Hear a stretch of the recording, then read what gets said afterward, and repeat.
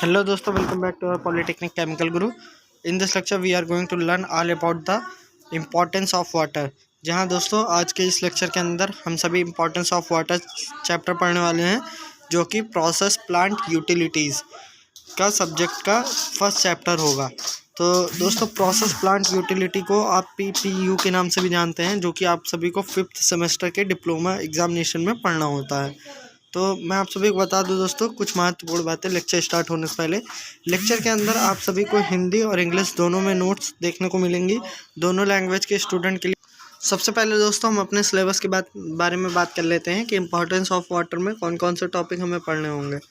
तो जैसे सबसे पहला आता है सोर्स ऑफ वाटर, मतलब जो जल होता है उसके स्रोत कौन कौन से हैं, जल को कहाँ से हम लोग पा सकते हैं। स्टोरेज, उसको कैसे स्टोर करके रखना चाहिए। Quality parameters like hardness, suspended solid, turbidity and alkalinity etcetera.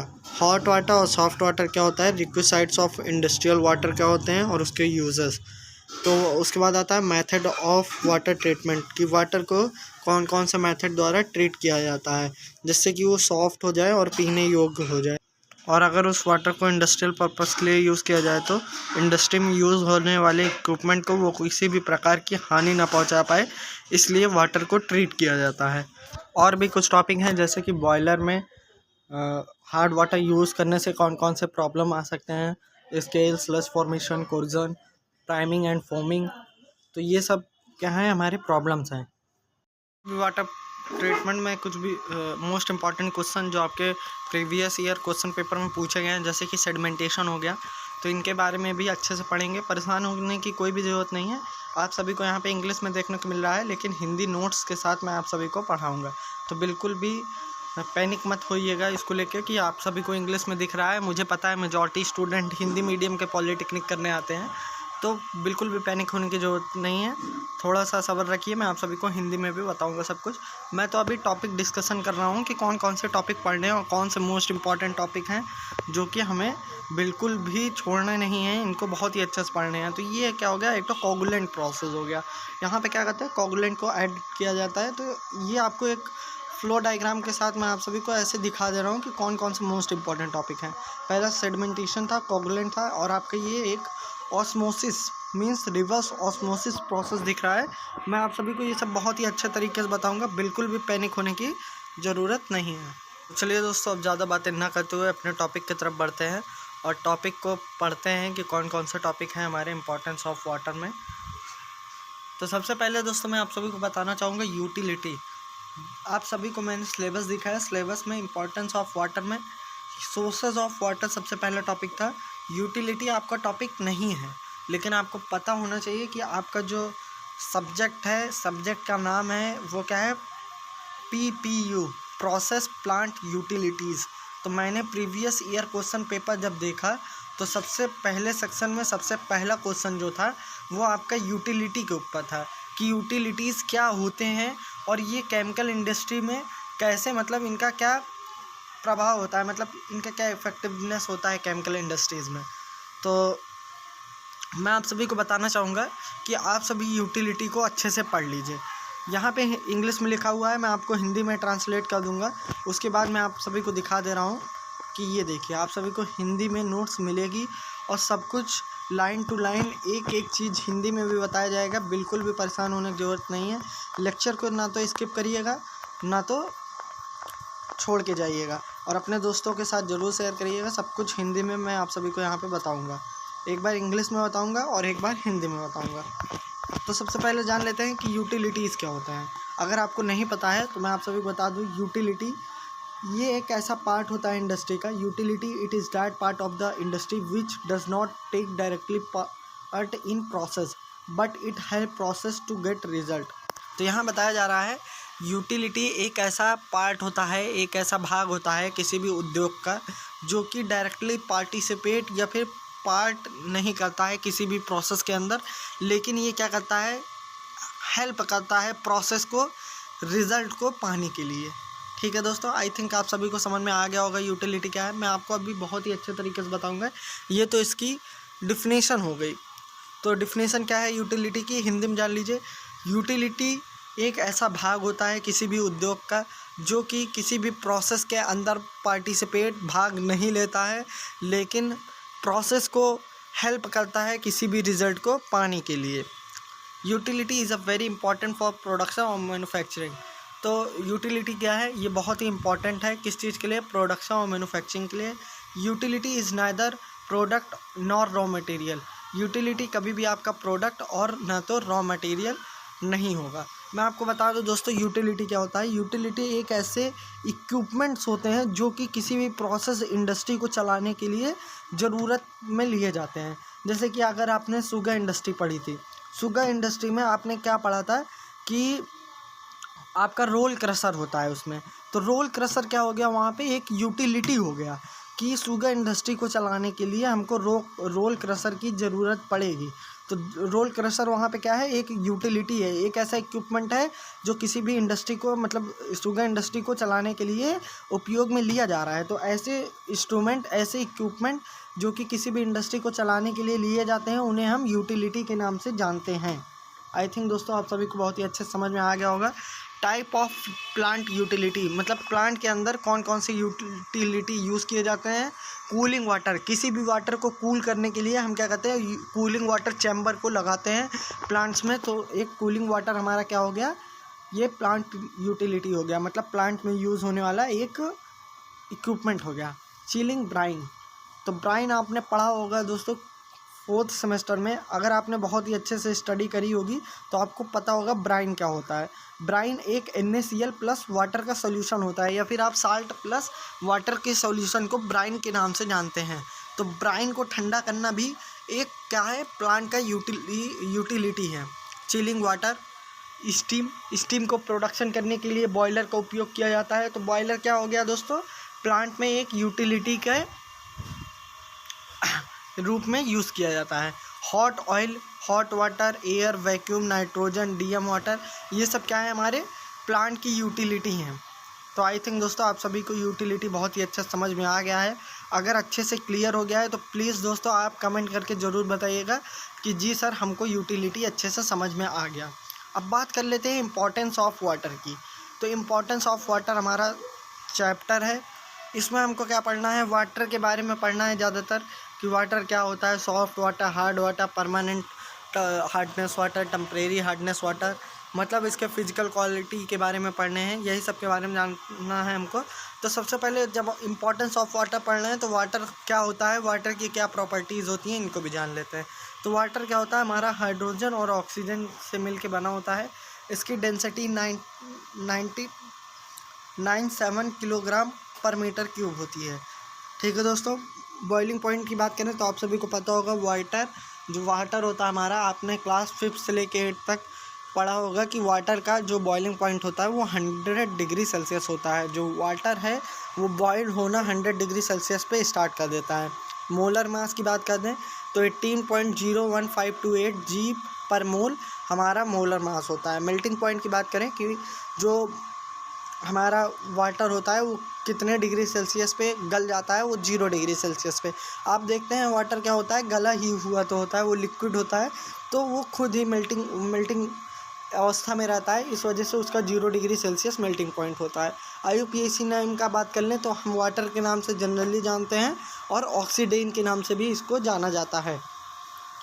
Sources of water, water के जो सोर्सेज हैं उनको हम लोग 2 तरीके से बांटे हैं, जैसे कि एक हो गया सरफेस और एक हो गया अंडरग्राउंड। अभी मैं हिंदी में बताऊंगा, परेशान मत होइएगा, एक बार इंग्लिश में बताऊंगा फिर हिंदी में बताऊंगा। तो सोर्सेज ऑफ वाटर में क्या है, हमारा वाटर को 2 भागों में बांटा गया, सरफेस वाटर और अंडरग्राउंड वाटर।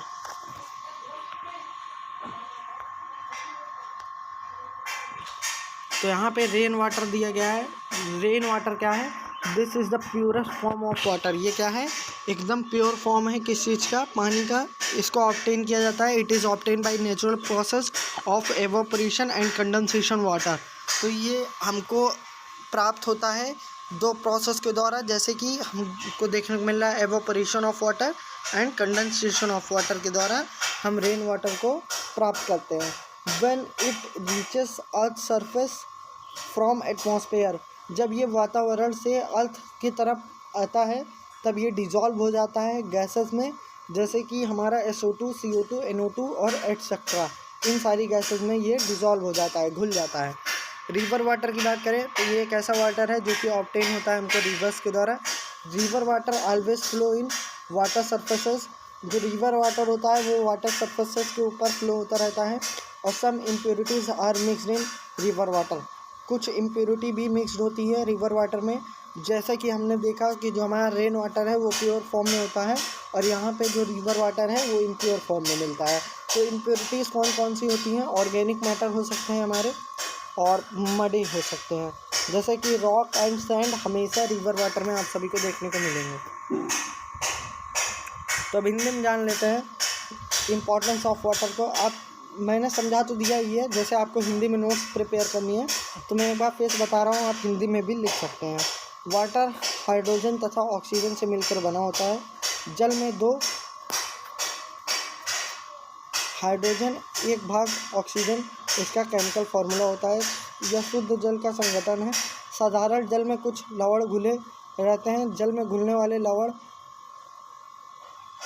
CaSO4, MgSO4 आदि होते हैं। टाइप ऑफ वाटर रिसोर्सेज या फिर सोर्सेज बोल सकते हैं। इंडस्ट्रियल पर्पस के लिए निम्नलिखित मुख्य सोर्स हैं, जैसे कि रेन वाटर, रिवर वाटर और सी वाटर, ग्राउंड वाटर और द सोर्स ऑफ वाटर। तो रेन वाटर अभी मैंने बताया कि ये प्योर फॉर्म होता है। इसको हम कैसे पा सकते हैं? कंडेंसेशन एंड एवोपोरेशन के द्वारा। जब वाटर एटमॉस्फेयर के थ्रू नीचे की तरफ जाता है तो इसमें इम्प्योरिटीज़ मिल जाते हैं, जैसे कि Na2, CO2, SO2 मैंने आप सभी को ऊपर बताया। तो अब आता है रिवर वाटर। रिवर वाटर की सरफेस पर स्वतः ही फ्लो करता रहता है, मैंने आपको अभी ऊपर ही बताया।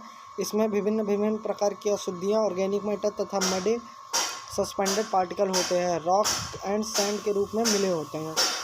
अब आता है सी वाटर। तो सबसे पहले हम इंग्लिश में जान लेते हैं सी वाटर क्या है। Where many rivers are met it is called a sea water. जहाँ पे कई सारे नदियाँ आके मिलती हैं उसे हम सी वाटर के नाम से जानते हैं। Impurities come along with water, और जो इम्प्योरिटीज़ होती हैं वो वाटर के साथ में आ जाती हैं, विच पॉल्यूट सी वाटर, जो कि सी वाटर को क्या करती हैं? गंदा करती हैं। About 3.5% salt dissolve in water. लगभग 3.5% तक ऑफ साल्ट क्या होता है? वाटर में डिज़ोल्व रहता है। And about 2.6 NaCl contain. और जो सी वाटर होता है ये 3.5% तक साल्ट को डिज़ोल्व करे रहता है और 2.6% तक NaCl उसमें होता है। अब बात कर लेते हैं सी वाटर को हिंदी में। जहाँ पर कई सारी रिवर आके मिलती हैं वह सी वाटर कहलाती हैं। रिवर वाटर के साथ इसमें भी इम्प्योरिटीज़ आ जाती हैं, जिससे सी वाटर दूषित हो जाता है। सी वाटर में लगभग 3.5 साल्ट घुला होता है, जिसमें 2.6 NaCl तथा शेष दूसरे साल्ट के रूप में जैसे SO4, Kg मतलब पोटेशियम, MgCl2 के बाइकार्बोनेट तथा Mg के ब्रोमाइड तथा अन्य यौगिक घुले होते हैं।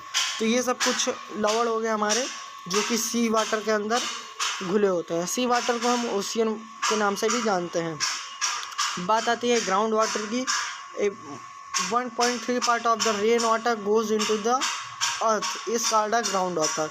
जो 1/3 भाग होता है रेन वाटर का वो कहाँ चला जाता है? अर्थ की सरफेसेस के अंदर चला जाता है, तो इसे हम ग्राउंड वाटर के नाम से जानते हैं। When water come in contact with soft mineral it impure the water. जब कभी भी वाटर हमारा किसके कांटेक्ट में आता है? सॉफ्ट मिनरल के।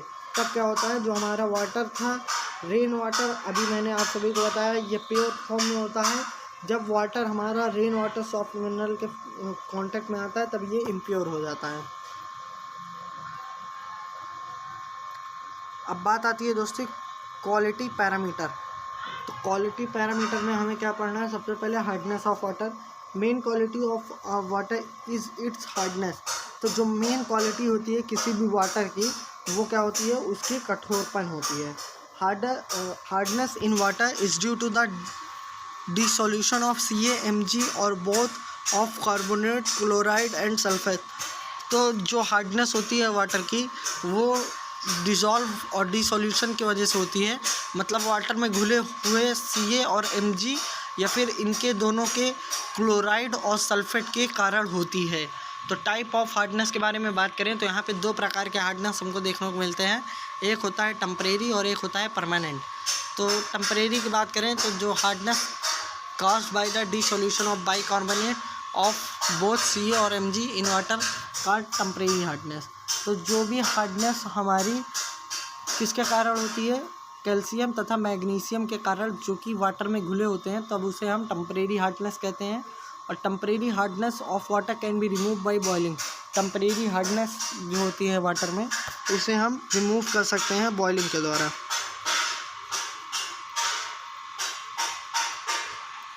तो यहाँ पे क्वालिटी पैरामीटर में यही बताया गया है, किसी वाटर की मेन क्वालिटी उसकी हार्डनेस होती है। जल के साबुन के साथ कम और कठिनता से झाग देने के स्वभाव की जल को कठोरता कहते हैं। जल में हार्डनेस Ca Mg या दोनों के बाइकार्बोनेट, क्लोराइड तथा सल्फेट के घुले होने के कारण होती है।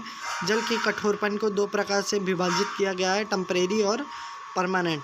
जल में Ca या Mg दोनों के बाइकार्बोनेट घुले होने के कारण टेम्परेरी हार्डनेस कहते हैं। अब आता है दोस्तों परमानेंट हार्डनेस। परमानेंट हार्डनेस क्या होता है? It is due to presence of dissolve chlorides, sulphate of calcium and magnesium.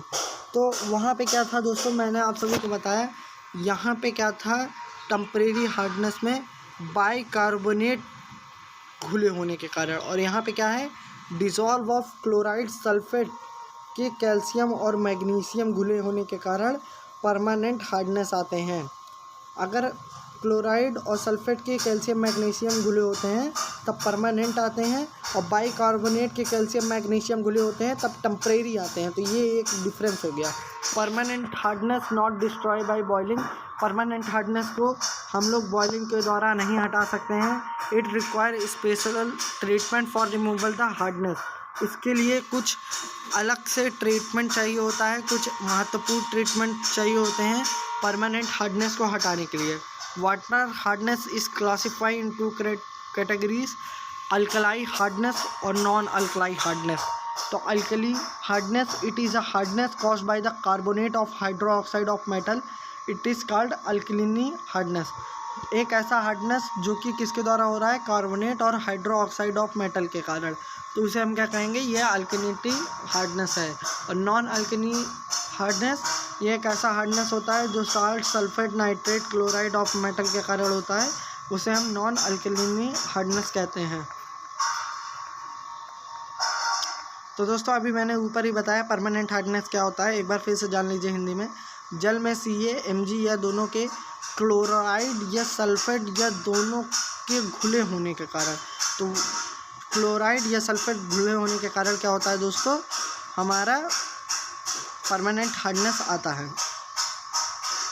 इसे दो भागों में बांटा गया है, जैसे कि अभी मैंने बताया, अल्कलिनी हार्डनेस और नॉन अल्कलाइनी हार्डनेस। अब बात आती है सस्पेंडेड सॉलिड ऑफ वाटर और उसके बाद टर्बिडिटी। तो पहले इसको इंग्लिश में जान लेते हैं, फिर हिंदी में जानेंगे। Some impurities in water are due to the solid particle present in it. कुछ इम्प्योरिटीज़ जो होती हैं वाटर की, वो किसके कारण होती हैं, सॉलिड पार्टिकल जो उसमें प्रेजेंट होते हैं। This type of impurities can be removed by filter method. इस टाइप की इम्प्योरिटीज़ जो अशुद्धियाँ होती हैं, इन्हें हम फिल्टर मेथड के द्वारा हटा सकते हैं। In this the particle which are light weight they start floating. इस प्रोसेस में या फिर इस सस्पेंडेड सॉलिड के अंदर जो लाइट वेट के पार्टिकल्स होते हैं वो वाटर में क्या करने लगते हैं, तैरने लगते हैं, और जो हैवी वेट के पार्टिकल होते हैं वो नीचे जाके बैठ जाते हैं। Organic matter quantity is maximum in suspended solid of water. जो ऑर्गेनिक मैटर के क्वांटिटी होते हैं वो सस्पेंडेड सॉलिड ऑफ मैटर में बहुत ही ज़्यादा होते हैं। में present due to the organic particle और due to the immiscible liquid. ये किस कारण प्रेजेंट होते हैं सस्पेंडेड सॉलिड, और इनऑर्गेनिक पार्टिकल के द्वारा, ऑर्गेनिक पार्टिकल के द्वारा, और इमिसिबल लिक्विड। इमिसिबल लिक्विड का मतलब ये हुआ जो लिक्विड घुल नहीं सकते हैं उसे इमिसिबल लिक्विड के नाम से जानते हैं। अब आता है इम्पैक्ट ऑफ सस्पेंडेड सॉलिड। कौन कौन से प्रभाव पड़ते हैं हमारे सस्पेंडेड सॉलिड के। साइकोलॉजिकल इफ़ेक्ट पड़ता है, जैसे कि अगर आप ख़राब पानी पिएंगे तो आपके हेल्थ के लिए वो क्या होगा, हार्मफुल होगा। तो ये एक साइकोलॉजिकल इफेक्ट हो गया। may lead to the formation of disease. हाँ, बहुत सारी बीमारियां भी आ सकती हैं अगर आप गंदा पानी पीते हैं। Measurement of suspended solid. Suspended solid का मेजरमेंट किसके द्वारा किया जाता है, ग्रेवियोमेट्रिक मेथड के द्वारा। तो ये सब बात हो गई हमारे सस्पेंडेड सॉलिड की, जिसे हमने इंग्लिश में जाना। अब इसको हिंदी में देख लेते हैं कि सस्पेंडेड सॉलिड हिंदी में क्या होता है। Suspended solid of water. Water में कुछ इम्प्योरिटीज़ पार्टिकल होते हैं, उस प्रकाश की इम्प्योरिटी को फिल्टर करके दूर किया जाता है। तो अभी मैंने आपको बताया था कि वाटर में क्या होता है, कुछ इम्प्योरिटी पार्टिकल होते हैं। तो इस इम्प्योरिटी पार्टिकल को हम फिल्टर के द्वारा दूर करते हैं।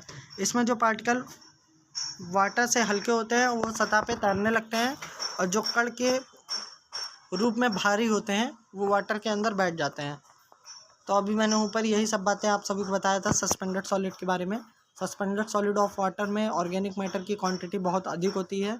यदि वाटर में सस्पेंडेड सॉलिड की थोड़ी मात्रा बढ़ जाती है तो डिग्री ऑफ रिसोल्यूशन भी अधिक हो जाती है।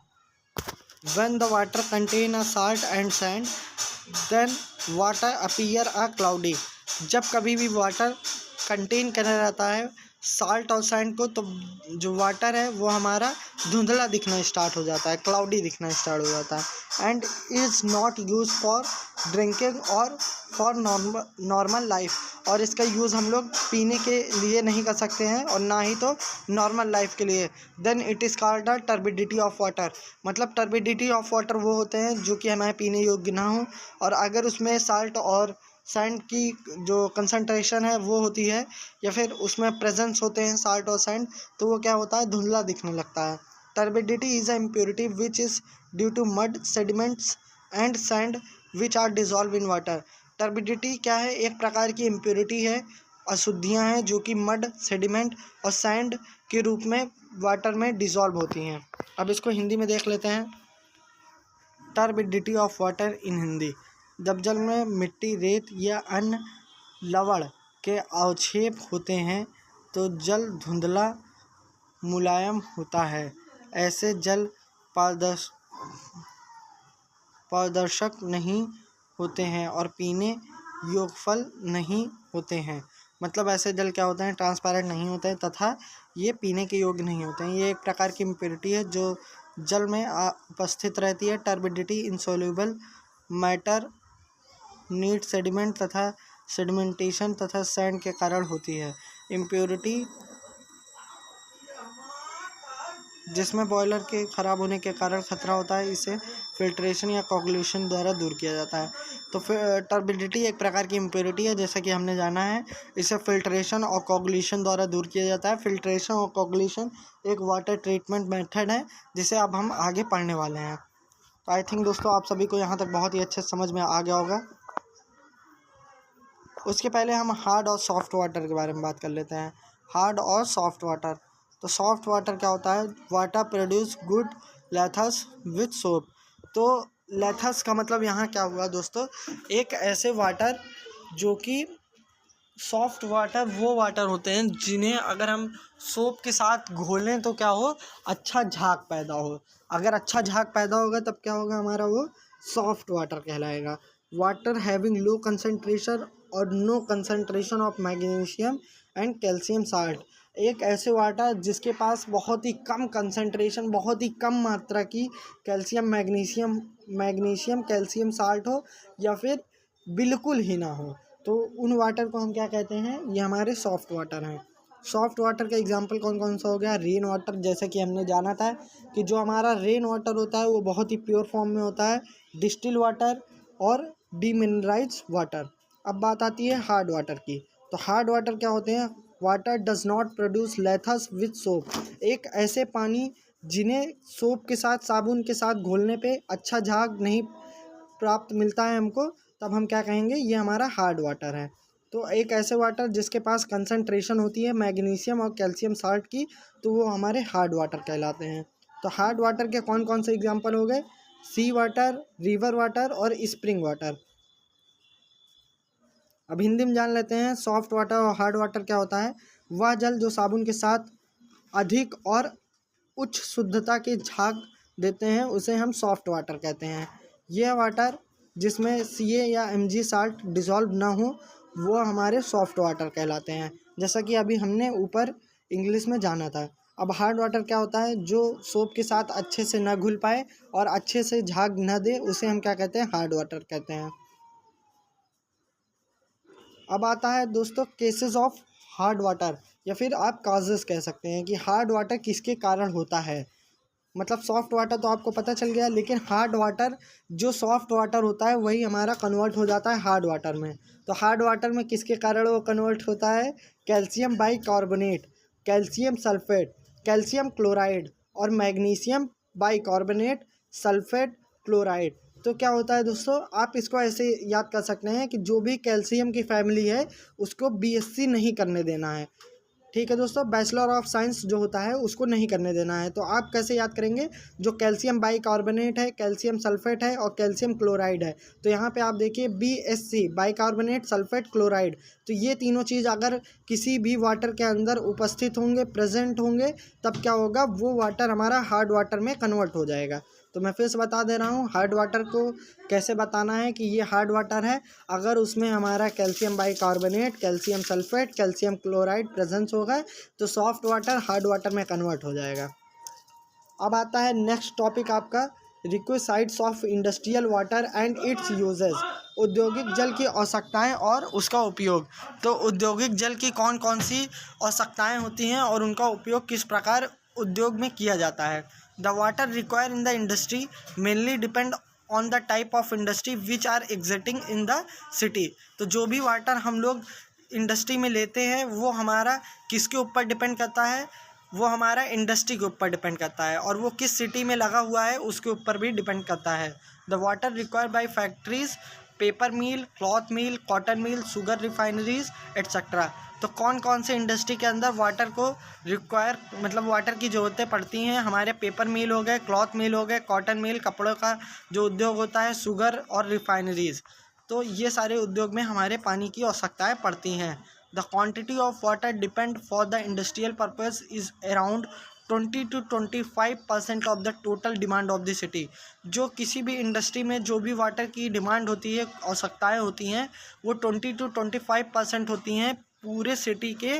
मतलब अगर कोई सिटी में कोई भी वाटर उपयोग में लिया जा रहा है, मतलब सिटी के अंदर जितना भी वाटर कंज्यूम किया जा रहा है उसका 20 से 25% तक इंडस्ट्री पानी का उपयोग करती है। इसी वजह से जो वाटर होता है इंडस्ट्रियल में, जो वाटर यूज़ होता है वो डिपेंड करता है हमारा सिटी के ऊपर कि किस सिटी पे वो लगा हुआ है। आई थिंक दोस्तों आप सभी को रिक्विसाइट्स ऑफ इंडस्ट्रियल वाटर अच्छे समझ में आ रहा होगा। अब आता है uses of water by industry, मतलब इंडस्ट्री के अंदर वाटर का किन किन जगह पे यूज़ किया जाता है। For main purpose of production, जैसे कि किसी भी चीज़ को अगर हमको बनाना है तो वाटर की ज़रूरत तो पड़ती ही है, तो इसको हम कहते हैं for main purpose of production. अब उसके बाद क्या है, for activity arising the main process, जैसे कूलिंग करने के लिए, किसी चीज़ को हीट करने के लिए, फायर फाइटिंग, वॉशिंग, किसी चीज़ को धुलने के लिए, तो इस सब चीज़ के लिए भी हम यूज़ करते हैं वाटर का। फॉर बेसिक रिक्वायरमेंट, कंजप्शन के लिए, या फिर जो भी वहाँ पे लेबर वर्क कर रहे हैं उनके खाने पीने के लिए हम क्या करते हैं, वाटर का यूज़ करते हैं इंडस्ट्री के अंदर। आप सभी को इतना समझ में आ गया होगा। अब special quality of water require in major industry, कि जो इंडस्ट्रीज़ होते हैं वो अपने जो भी वाटर को यूज़ करते हैं उनके लिए कुछ क्वालिटी बना के रखते हैं। मतलब अगर ये क्वालिटी होगी तभी हम अपने इंडस्ट्री में इस वाटर को यूज़ करेंगे। तो जो पल्प और पेपर इंडस्ट्री है उसका वाटर किस प्रकार का होना चाहिए ये जानते हैं। वाटर शुड नॉट कंटेन, जो वाटर होता है उसको नहीं कंटेन करना है, उसके अंदर नहीं प्रेजेंट होने चाहिए कौन कौन से चीज़, Ca मतलब calcium, magnesium, salt, silica, iron, turbidity. ये सब चीज़ें हमारी पेपर इंडस्ट्री में जो भी वाटर यूज़ होगा अगर उसके अंदर प्रेजेंस होंगी तो उस वाटर को पल्प और पेपर इंडस्ट्री में यूज़ नहीं किया जाएगा। तो पल्प और पेपर इंडस्ट्री में यूज़ होने वाले वाटर में calcium, magnesium, salt, silica, iron, turbidity नहीं प्रेजेंस होने चाहिए। Beverage industry should not contain alkalinity, जो बीवरेज इंडस्ट्री होते हैं उनमें अल्किनिटी नहीं प्रेजेंस होनी चाहिए। लैंड्रीज, जहाँ पे कपड़े धुले जाते हैं या फिर कपड़ों का बनाया जाता है उसे हम क्या कहते हैं, लैंड्रीज। तो फ्री फ्रॉम हार्डनेस, तो आप सभी को पता होगा दोस्तों, अगर वाटर में हार्डनेस होगी तो जो हमारे कपड़े हैं उनके रंग ख़राब हो सकते हैं, रंग उतर सकता है। इस वजह से लैंड्रीज में जो भी कपड़े मतलब जो भी पानी यूज़ होते हैं वो कैसे होने चाहिए, हमारे हार्डनेस नहीं होने चाहिए, हार्ड वाटर नहीं होना चाहिए। टेक्सटाइल इंडस्ट्री में should be soft, free from organic compound, free from iron, manganese and turbidity. वो क्या होना चाहिए, टेक्सटाइल इंडस्ट्री में जो भी वाटर यूज़ होना चाहिए वो हमारा सॉफ्ट होना चाहिए, मुलायम होना चाहिए, और free from organic compound, organic compound से फ्री होना चाहिए, फ्री फ्रॉम आयरन, आयरन से फ्री होना चाहिए, मैग्नीज से और टर्बिडिटी से। तो अब बात हो गई दोस्तों इन सारी चीज़ों की। देख लेते हैं अगर एक बार हिंदी में अगर ये प्रेजेंट हो अपने नोट्स में तो हिंदी में बता देते हैं। बाकी इंग्लिश में भी मैंने इतने अच्छा समझाया है कि आप सभी को समझ में आ गया होगा।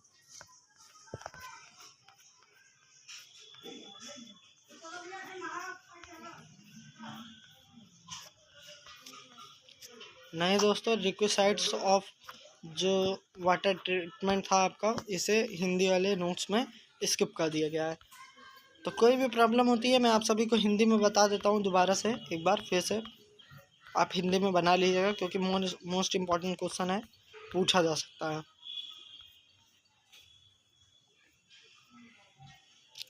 तो सबसे पहले आप सभी को पता चल जाना चाहिए कि requisites of industrial water and its uses. तो इसका मतलब क्या होता है, औद्योगिक जल की आवश्यकताएं, मतलब जो भी जल उद्योग में यूज़ होता है उनकी कौन कौन सी आवश्यकताएं होती हैं और उनका किस प्रकार से यूज़ किया जाता है इंडस्ट्री के अंदर। तो ये सब बताया है मैंने आप सभी को। मेन प्रोडक्शन के लिए यूज़ किया जाता है वाटर को, और उसको कूलिंग हीटिंग पर्पज़ के लिए बेसिक रिक्वायरमेंट, जैसे कि कोई भी लेबर अगर वहाँ वर्क कर रहा है तो उसके खाने पीने के लिए भी हम वाटर का यूज़ करते हैं। और जो भी वाटर होता है उसकी कौन कौन सी वो होनी चाहिए, स्पेशल क्वालिटी होनी चाहिए, उसको इंडस्ट्री वाइज डिस्ट्रीब्यूट किया गया है। अब आता है method of water treatment. Most important question है दोस्तों, 100% यहाँ से क्वेश्चन पूछेगा। 5 नंबर का एक क्वेश्चन तो आना ही है, और इस चैप्टर से लगभग 10 नंबर के क्वेश्चन आप सभी के एग्ज़ाम में पूछे जाते हैं। इसीलिए मैं आप सभी को 1 शॉट लेक्चर प्रोवाइड करा रहा हूँ, जिससे आप अच्छे से अपनी तैयारी को कर सकें। तो सबसे पहले आता है method of water treatment. Water treatment, water को ट्रीट करने के लिए कौन कौन से मेथड का यूज़ किया जाता है। तो सबसे पहले जो आपका सिलेबस में दिया गया है वो coagulation by iron compound like alum. तो कोगुलेशन प्रोसेस को हमको यूज़ करके वाटर को ट्रीटमेंट करना है, जैसे कि हार्ड वाटर है उसको सॉफ्ट बनाना है, या फिर इम्प्योर वाटर है उसे हमें प्योर फॉर्म में कन्वर्ट करना है। तो उसको हम कैसे करेंगे, ओलम का यूज़ करके, यहाँ पे अलम का यूज़ करके क्या करना है, वाटर को ट्रीट करना है। ये एक अलम क्या है, आयरन कंपाउंड है। इसको मैं हिंदी में बताऊंगा, कोई भी पैनिक होने की परेशानी कोई भी ज़रूरत नहीं है, मैं आप सभी को हिंदी में बताऊंगा। एक बार इंग्लिश में जान लीजिए जिससे कि आपको और अच्छे से क्लियर हो सके। तो coagulation is a chemical process for removing particle in suspended और कोलॉइडल फॉर्म। तो कोगुलेशन क्या है, एक ऐसा केमिकल प्रोसेस है जिसके अंदर हम लोग क्या करते हैं, पार्टिकल को रिमूव करते हैं। छोटे छोटे पार्टिकल होते हैं जो वाटर के अंदर प्रेजेंस होते हैं, उनको रिमूव करते हैं, जो कि सस्पेंडेड मतलब बैठे हुए, और कोलॉइडल जो कि चिपके हुए फॉर्म में होते हैं। तो ये एक डायग्राम आप सभी के स्क्रीन पे देखने को मिल रहा होगा। इस डायग्राम को मैं आप सभी को पहले मेथड प्रोसेस बता देता हूँ कि कैसे कोगुलेशन प्रोसेस होता है, उसके बाद मैं डायग्राम बताऊंगा तो आप सभी को बहुत ही अच्छे से समझ में आ जाएगा। In above figure we know easily how coagulation process actually work. ऊपर या फिर उपरोक्त दिए गए चित्र से हम ये जान सकते हैं कि कोगुलेशन प्रोसेस या फिर कोगुलेशन की प्रक्रिया कैसे काम करती है। तो ये हो गया हिंदी में। तो आप देखते हैं सबसे पहले क्या है दोस्तों, आप सभी को यहाँ पे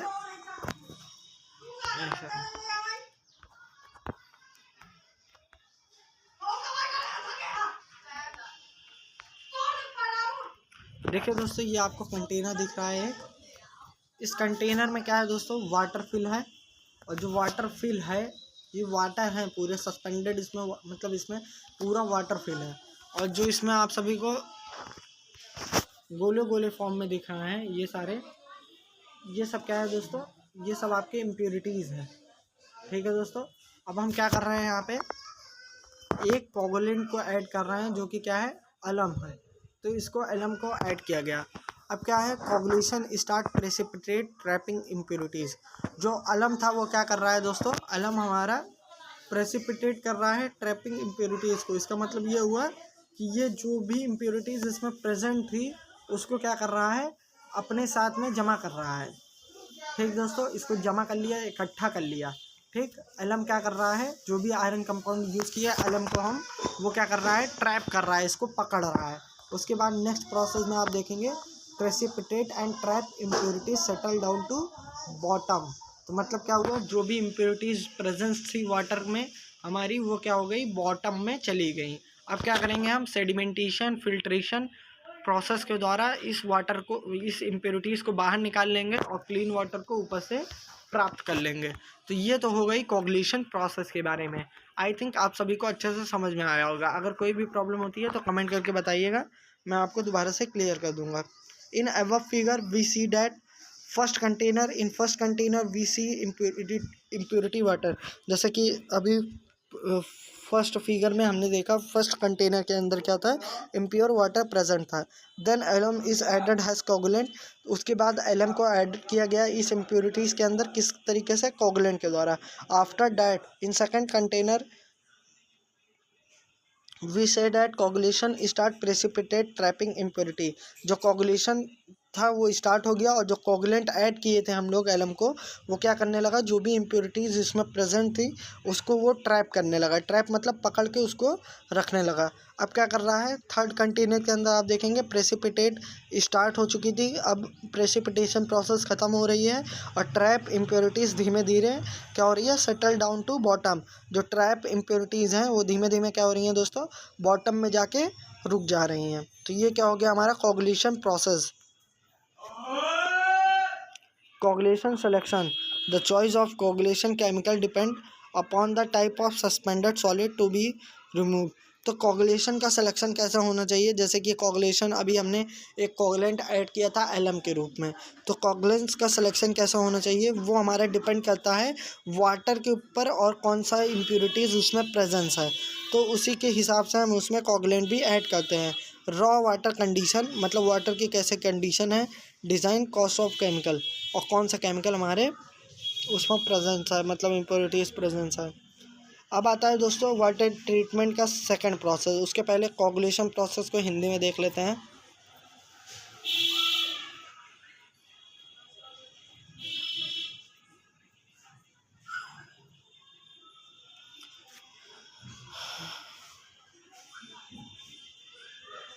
किसी कोलाइडी विलयन को विद्युत उपदीय विलयन द्वारा अवक्षेपित करना ही कोगुलेशन कहलाता है। जल में मिट्टी के ऋणात्मक आवेश वाले कण उपस्थित होते हैं। जब इस गंदे जल में फिटकरी मिला दी जाती है तो फिटकरी से प्राप्त, दोस्तों यहाँ पे ठीक से दिख नहीं रहा है नोट्स में, मैंने आपको जो इंग्लिश में बताया था उसको ही हिंदी में एक बार फिर से बता दे रहा हूँ।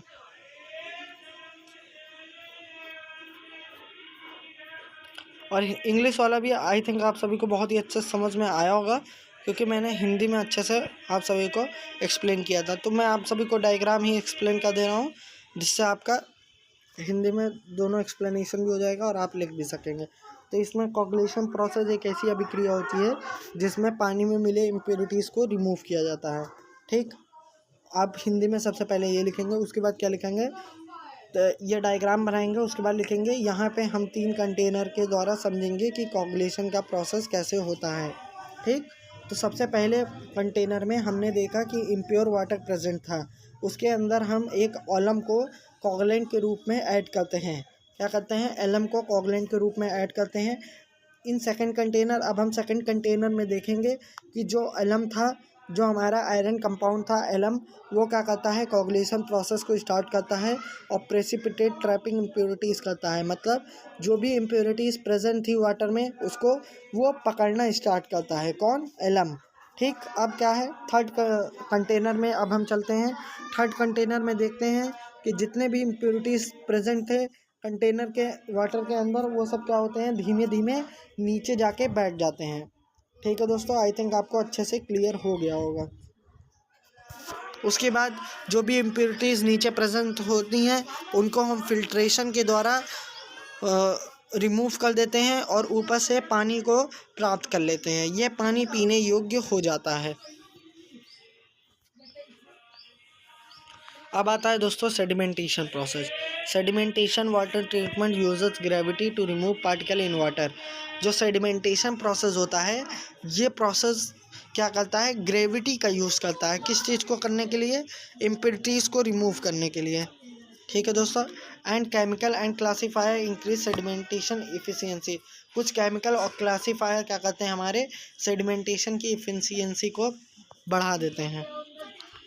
तो आपको यहाँ कंटेनर ए और कंटेनर बी देखने को मिल रहा होगा। कंटेनर ए में क्या देखने को मिल रहा होगा, वाटर कंटेन इनसोल्यूबल इम्प्योरिटीज़। तो ये हमारे वाटर फिलअप हैं और इसमें क्या है, इनसोल्यूबल इम्प्योरिटीज़ प्रेजेंस है।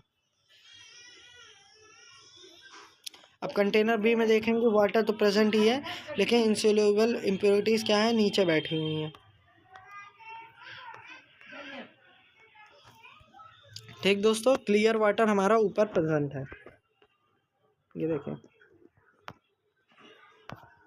इसमें क्लियर वाटर ऊपर प्रेजेंट है। With the help of above figure we can easily study about the sedimentation actually work. ऊपर उपयुक्त दिए गए चित्र से हम बहुत ही अच्छे से समझ सकते हैं कि सेडिमेंटेशन का जो प्रोसेस होता है, जो प्रक्रिया होता है, कैसे वर्क करता है। In first container we said that the insoluble impurities are mixed with water. हम पहले कंटेनर में ये देखते हैं कि जो इनसोल्यूबल इम्प्योरिटीज़ हैं, मतलब जो कि वाटर में सोल्यूबल नहीं हो पाई हैं, जो कि वाटर में घुल नहीं पाई हैं, वो वाटर में क्या है, मिक्स्ड हैं। Then left the container undisturb for certain hour, certain days या फिर सर्टन मिनट, सर्टन टाइम, आप ये भी लिख सकते हैं। जो फिर कंटेनर है उसको हम लोग क्या करते हैं, कुछ घंटों के लिए छोड़ देते हैं। ठीक है दोस्तों, कुछ घंटों के लिए छोड़ देंगे। Then in second container we see that insoluble impurities are settled down in bottom of container and pure or clear water are obtained from the top।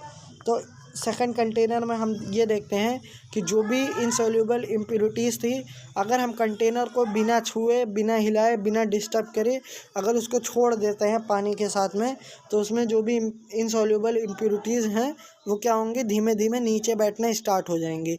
और वो नीचे बैठ जाएंगी इनसोल्यूबल इम्प्योरिटीज़, तो क्या होगा, क्लियर वाटर ऊपर चला जाएगा और जो भी गंदगी थी वो जाके नीचे बैठ जाएगी।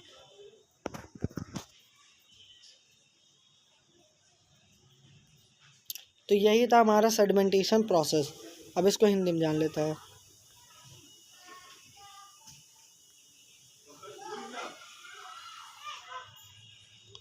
ये देखिए, इस प्रोसेस के द्वारा जल में उपस्थित लार्ज पार्टिकल को जल से रिमूव किया जाता है। इसके लिए तालाब के जल के कुछ दिनों तक इकट्ठा कर लेते हैं, जिससे सस्पेंडेड पार्टिकल नीचे बैठ जाता है। इसके द्वारा केवल कोर्स पार्टिकल रिमूव कर सकते हैं। The separation of solid from a suspension in a liquid by gravity settling is called sedimentation. तो मैंने आपको पहले भी बताया था, जो सेपरेशन होता है सॉलिड का from a suspension of liquid, किसी भी लिक्विड सॉल्यूशन से ग्रेविटी सेटलिंग के द्वारा, मतलब ग्रेविटी का यूज़ करके, तो उसे हम क्या कहेंगे, सेडिमेंटेशन प्रोसेस कहेंगे। अब आता है फिल्ट्रेशन। तो पहले इंग्लिश में समझ लेंगे, तभी हिंदी में बताएंगे आप सभी को, जिसमें दोनों लैंग्वेज के स्टूडेंट को कोई भी प्रॉब्लम ना हो पाए। तो आप सभी को यहाँ पे फिल्ट्रेशन देखने को मिल रहा होगा। फिल्ट्रेशन का ये डायग्राम है। The main component of filtration is sand. तो फिल्ट्रेशन में जो मेन कंपोनेंट होता है वो क्या होता है, हमारा सैंड, मतलब रेत होती है। तो यहाँ पे आप सभी को डायग्राम देखने को मिल रहा होगा। डायग्राम में आप सभी को देखने को मिल रहा होगा कि यहाँ पे क्या है, क्लीन वाटर ऊपर है, क्लीन नहीं, इम्प्योरिटी वाटर ऊपर है। उसके बाद सैंड है, फिर ग्रेवल्स है, ग्रेवल्स मतलब छोटे छोटे कंकड़ हैं। उसके बाद क्या है, under train. The sand require for filtration of the following properties. जो भी सैंड हम यूज़ करते हैं फिल्ट्रेशन प्रोसेस के लिए, उसके कुछ महत्वपूर्ण गुण होने चाहिए। तो वो क्या होना चाहिए, it should be free from clay. ये हमारा क्या होना चाहिए, मट्टी से दूर होना चाहिए। लोम, लाइम एंड ऑर्गेनिक मैटर।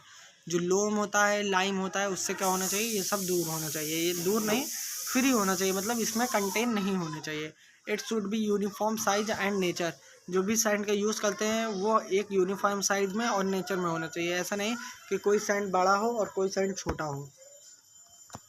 अब आते हैं फिल्ट्रेशन की प्रक्रिया में। The filtration system consist of filter with very size of pores and often made up of sand, gravel and charcoal. समझ में आया दोस्तों? नहीं आया मैं बता रहा हूँ। जो फिल्ट्रेशन प्रोसेस होता है ये क्या करता है, कंटेन करता है फिल्टर्स को। और इसमें क्या होते हैं, जो पोर्स होते हैं वो कई कई साइज के होते हैं, जो कि बने होते हैं हमारे सैंड, ग्रेवल और चारकोल के। आप सेक्शन भी बोल सकते हैं कि फिल्ट्रेशन प्रोसेस में फ़िल्टर होते हैं और इसके कई सेक्शन होते हैं, जो कि क्या होते हैं, सैंड, ग्रेवल और चारकोल होते हैं। ठीक, in filtration process need a tank has shown in above figure. Filtration process में टैंक का यूज़ किया जाता है, जो कि आपको ऊपर दिए गए चित्र में दिखाई दे रहा होगा।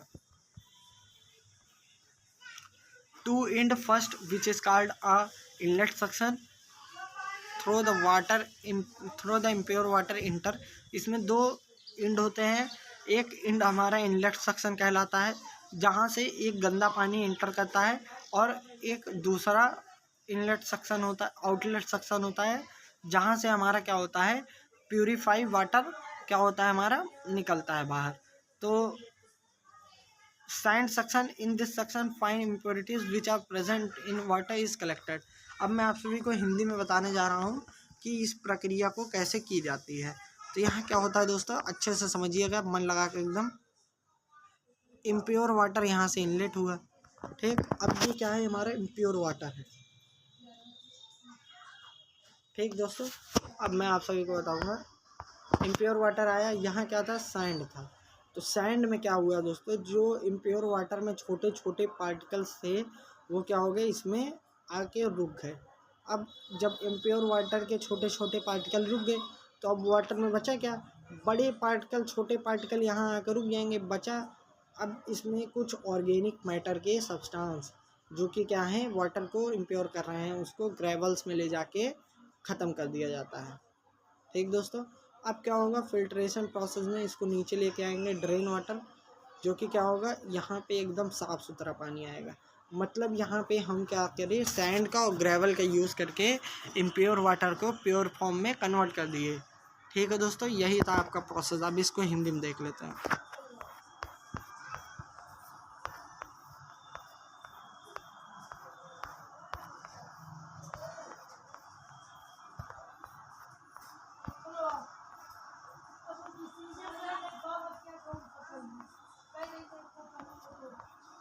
The separation of solid from the liquid by any filter medium is called a filtration. जो सेपरेशन होता है सॉलिड का लिक्विड से किसी भी फिल्टर मीडियम के द्वारा, उसे हम फिल्ट्रेशन कहते हैं, ठीक। सेडिमेंटेशन तथा कोगुलेशन से जल में उपस्थित अशुद्धियाँ तथा जीवाणु पूर्ण रूप से दूर नहीं हो पाते हैं। ऐसे सॉलिड पार्टिकल को फिल्ट्रेशन की हेल्प से दूर किया जाता है। फिल्ट्रेशन एक प्रोसेस मीडिया है जिसमें वाटर पास होकर फिल्टर हो जाते हैं। सेडिमेंटेशन और कोगुलेशन के बाद जलों को टैंक में प्रवाहित करते हैं, जिससे रेत, कंकड़ तथा अशुद्धियाँ की कई मीटर की तह बन जाती है तथा जो जीवाणु भी नष्ट हो जाते हैं। इस प्रकार स्वच्छ जल प्राप्त हो जाता है, जैसे कि अभी आपको मैंने एक फिगर के द्वारा समझाया था। तो ये हमारा फिल्ट्रेशन हो गया। अब दोस्तों जो भी टॉपिक बचते हैं उनको हम नेक्स्ट लेक्चर में कवर करेंगे, क्योंकि लेक्चर बहुत ही ज़्यादा बड़ा हो जा रहा है और आप सभी भी बोर हो जाएंगे, तो आपका पढ़ने का मन नहीं करेगा। तो मिलते हैं नेक्स्ट लेक्चर में, तब तक के लिए जय हिंद, जय भारत।